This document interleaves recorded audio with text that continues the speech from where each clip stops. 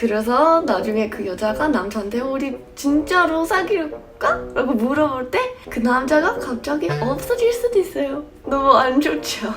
근데 항상 남자들만 그렇게 하는 거 아니죠. 여자들도 나쁜 여자들도 있죠. 안녕하세요 여러분, 미국 누나 호피입니다. 오늘의 컨텐츠는 국제연애 할 때 알면 좋은 것들입니다. 그래서 한국 연애랑 미국 연애 비교하면서 설명해 드릴게요. 시작해볼까요? 사람들 만나게 되는 것부터 달라요. 한국에서 소개팅 그것도 많고 미팅도 많잖아요. 근데 미국에서 아마 아주 옛날에 소개팅 조금 있었는데 요즘은 진짜 없어요. 미국에서 직장이나 학교에서 막 등등 그렇게 만날 수는 있지만 요즘 제일 많이 쓰는 방법은 어플입니다. 특히 그 코로나 때문에 직장 안 다니고 집에서 일하는 사람들도 많았고 모임도 안 하고 막 밖에서도 잘 안 놀았으니까 어플밖에 다른 방법 없었어요. 근데 그 전에도 어플 쓰는 사람들 많긴 했어요. 근데 처음에 어플로 사람 만나면 이미지 별로 좋지는 않았어요. 약간 진지하게 만나고 싶은 거 아니었어요, 원래. 근데 요즘 많이 바꿨어요.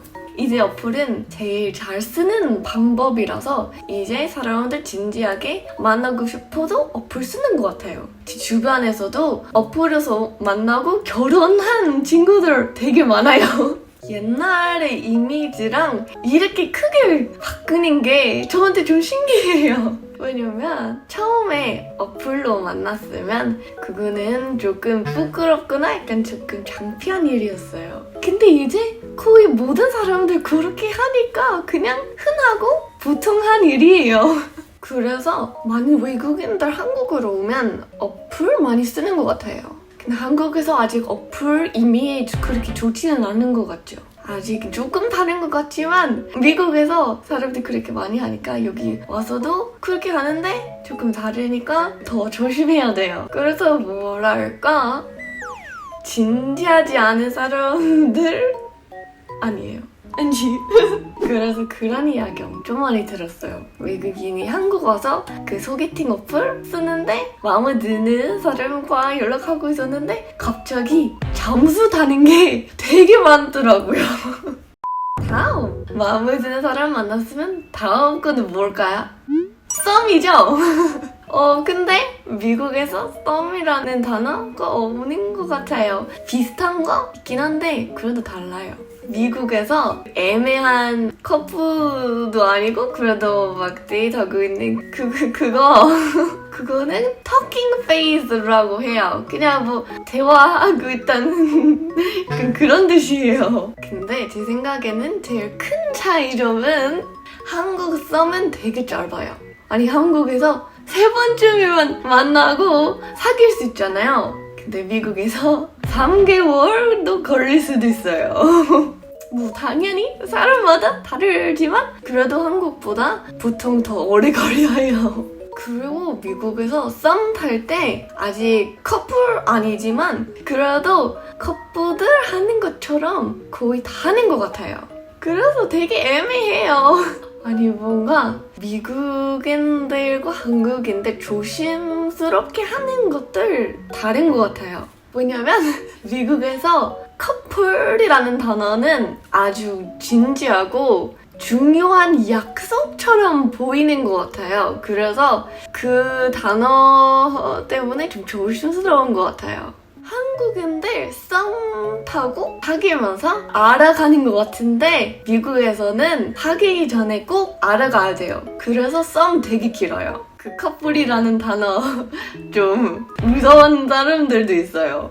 그래서 약간 문제도 생길 수도 있어요. 왜냐면 커플 아닌데 커플처럼 하고 있지만 그래도 완전 커플 아니니까 다른 사람들도 만날 수도 있어요.